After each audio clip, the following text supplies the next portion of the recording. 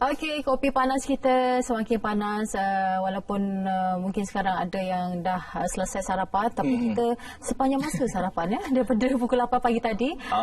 Betul.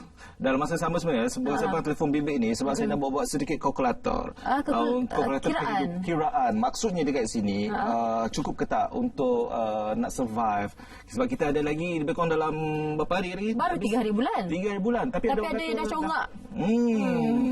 So, hari ini kita nak bagi tip kepada anda semua, insya-Allah. Kita pilih orang yang tepat supaya dapat berkongsi kepada semua macam mana sebenarnya untuk kita uruskan kewangan yang baik. Tapi fokus kita juga adalah macam mana supaya kita tak rasa pokai. Pokai sebelum gaji. Pokai sebelum gaji.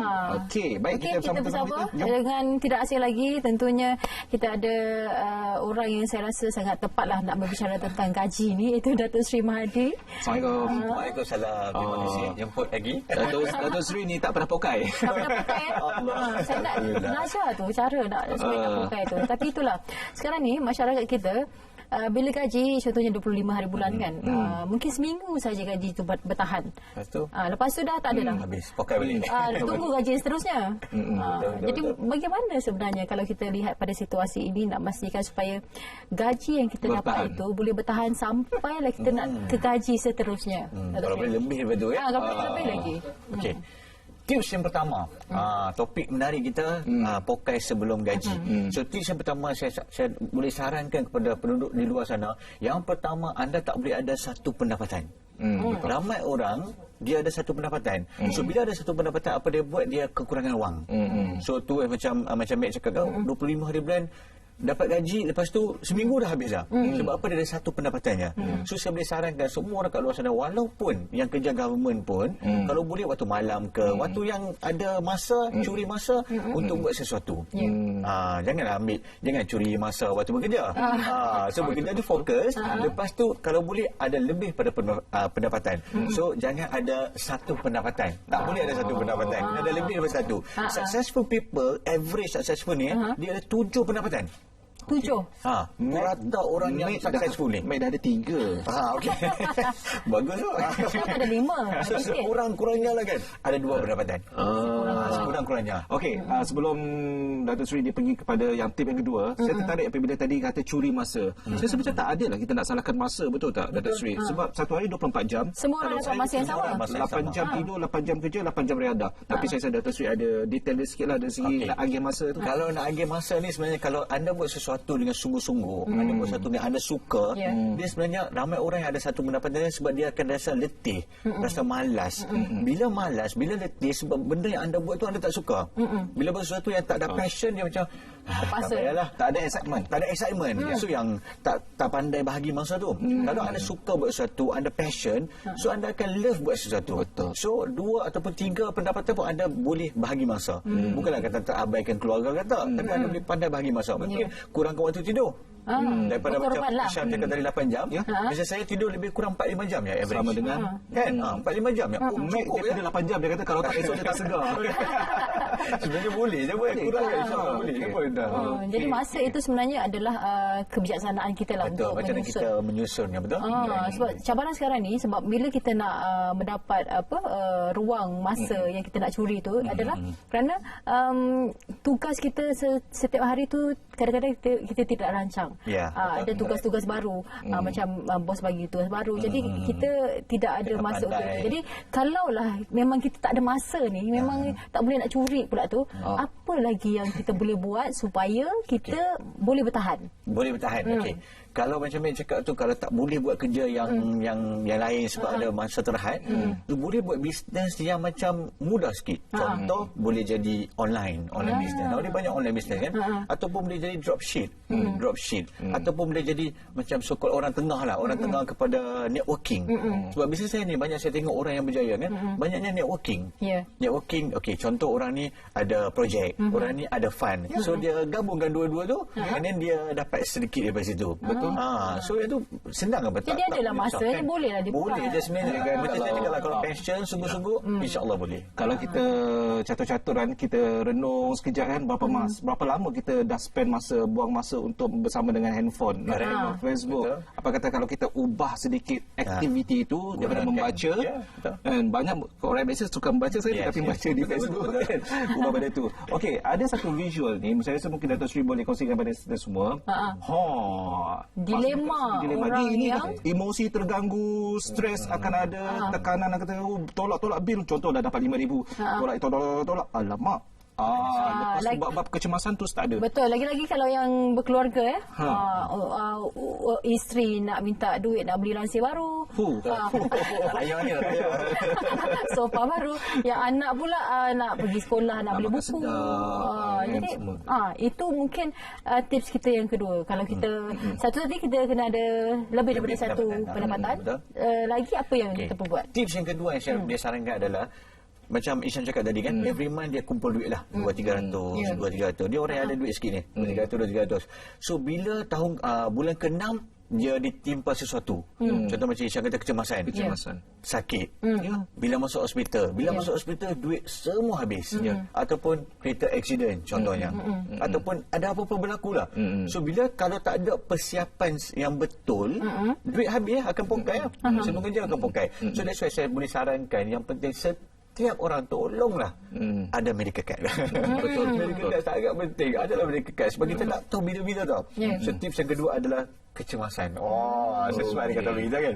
Jadi saya rasa Dato' Sri nak mengajak kita untuk menyusun pecahan kewangan pendapatan tu bagaimana. Kalau macam tu, sebab kecemasan ni anytime boleh jadi. So medical card perlu ada. Medical card penting kan. Okey. Yang ketiga, sama untuk tip yang ketiga. Tip yang ketiga, bila orang ada duit, ni orang yang ada duit tau. Tadi kita cakap orang yang tak ada duit. Bila orang yang ada duit ni, dia pula buat simpanan yang salah. Dia melabur tempat yang tak sepatutnya. Contoh dia melabur tempat, tempat yang betul, tapi pulangan tak betul. Salah satunya adalah di bawah bantal. Di bawah bantal lah. Duit okeylah, memang ada, pokok masih ada. Tapi tak menjana pendapatan. Tak menjana return daripada situ. Simpanan tidur sebab bawah bantal kan. Dia pun tidur sebab. Yang lagi satu, bila dia buat simpanan ataupun pelaburan yang salah, skim-skim yang salah, skim cepat kaya. So dia ingat benda tu boleh dapat pendapatan, tapi masuk habis, gone. Lagi teruk. Betul. Lagi pokai sebelum dapat gaji lagi. Lagi teruk kan? Lagi teruk. Itulah. Habis semua. So pentingnya kena buat simpanan yang betul.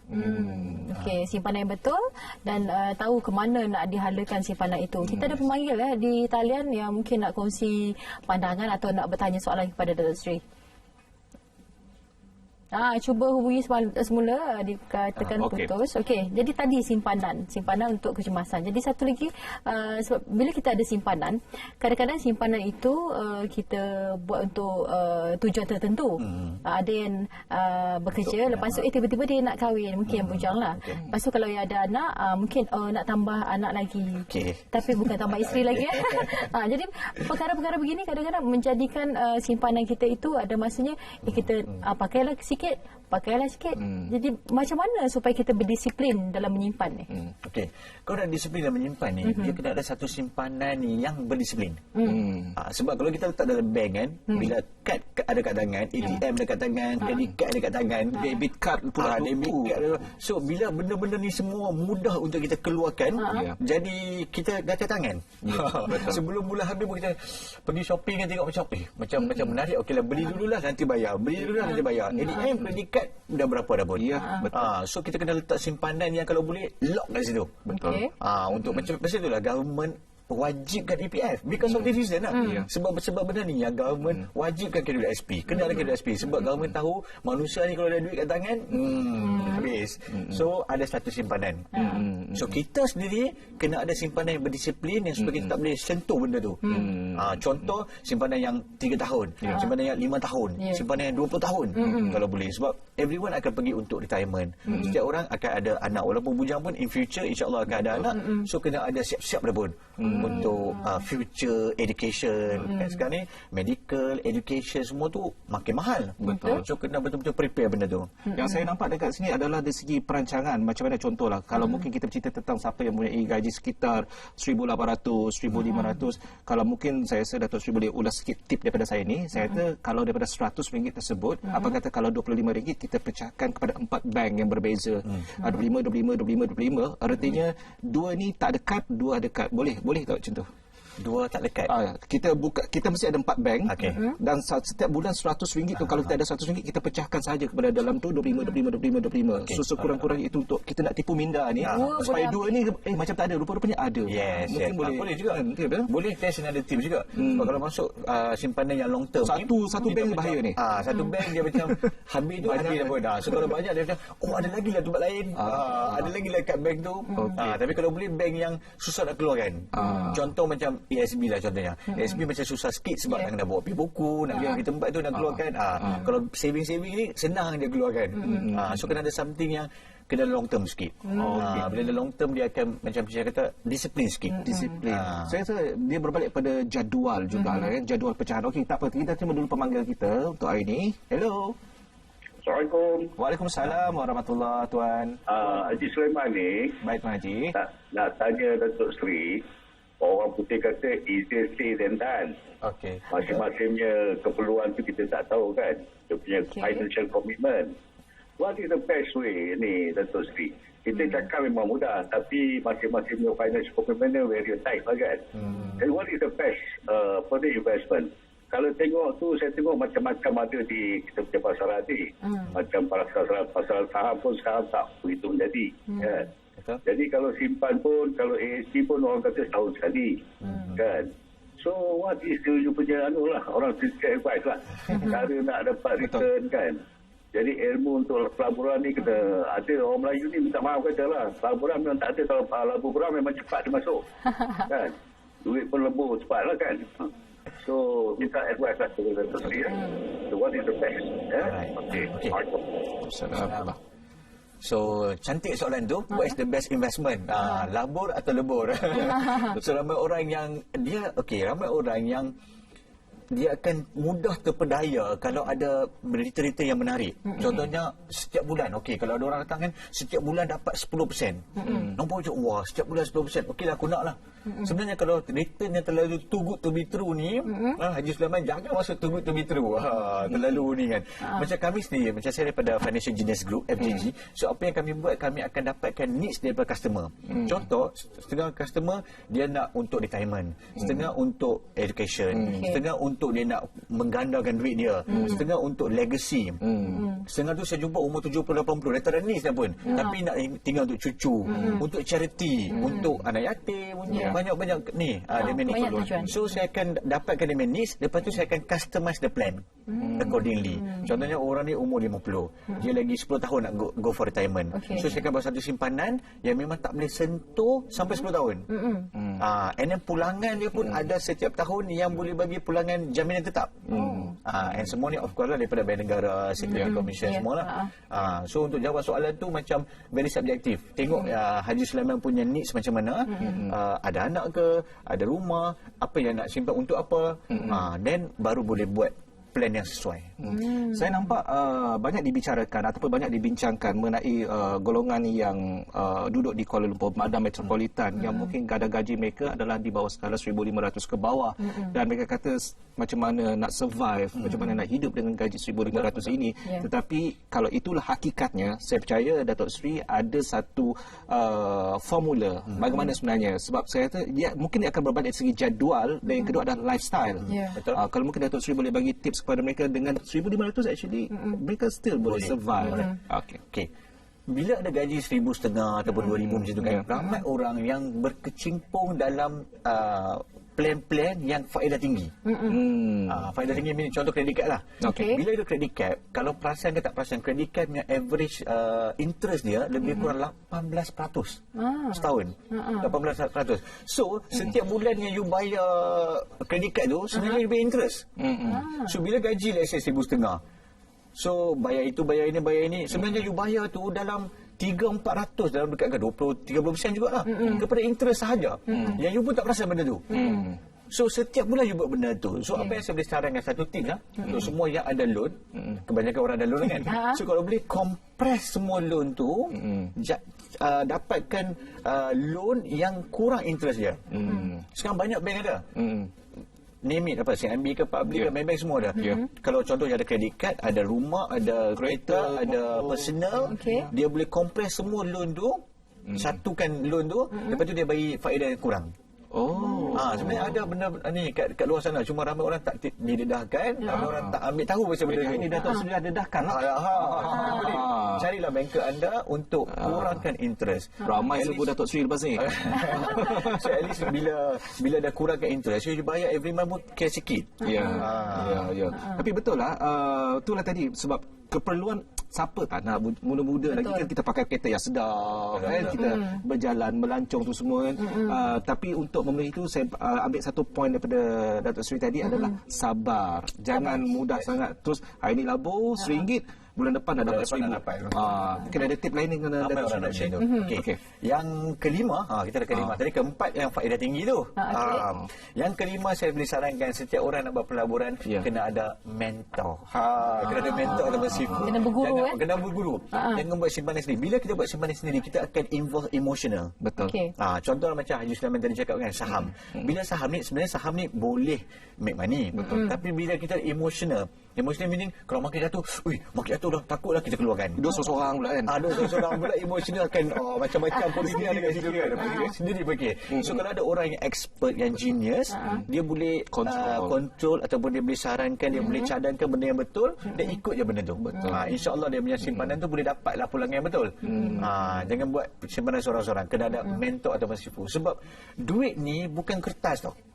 Ramai orang salah faham. Duit ni dia ingat paper. Duit bukan kertas. Duit adalah energy. Energy, duit adalah energy. Semakin banyak duit, lagi berenergi. Duit ni akan pergi kepada orang yang ada energy. Bukan semakin banyak duit, semakin energy. Dia kena terbalik.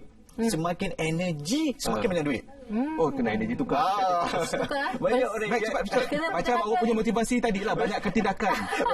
Tindakan kurang banyak cakap. orang ingat bila ada duit aku akan happy. Bila ada duit aku akan happy. Sebenarnya silap. Dia kena happy dulu baru ada duit. Betul. Macam tadi gambar yang ditunjukkan tadi kan, orang tu murung. Bila murung, bila energi kurang, duit lari. Betul. Kita buat say bye-bye to you. Tindakan pun yang tidak selari dengan keperluan kita. Betul. So kita tak boleh pemikiran dengan elok. So kena ada energi yang betul supaya money akan cakap hi to you. Dia pula datang. Tapi jangan hi biasa-biasa. Satu lagi, kalau sebut pasal mentor dan sifu ni, pilih yang betul lah, yang tepat, yang realistik, yang betul-betul ada profil. Nanti kalau salah pula pun itu je banyak tertipu tu. Betul dah Datuk Seri. Okey. Jadi saya rasa sebab sedikitlah kita mendapatkan idea macam mana sebab kita susun. Saya rasa boleh kita buat siri 2.0 sebab tajuk ini penting untuk kita buat future plan. Sebab hari ni rata-rata ramai yang merungut sebab gaji kecil tetapi nak lifestyle yang power, yang menyeronokkan. Okey. Jadi semangat kita adalah untuk menyimpan selepas ini dengan cara yang betul kena disiplin lah. Tapi itulah kalau kita bicara dengan Datuk Seri ni 15 minit tak cukup sebenarnya. Banyak sangat tips yang kita nak serap, tapi kita akan bersama lagi pada lain masa. Terima kasih Datuk Seri bersama kami. Okey, kita nak seketika berjeda ke Jabatan Meteorologi untuk mengetahui apakah ramalan cuaca hari ini. Saksikan.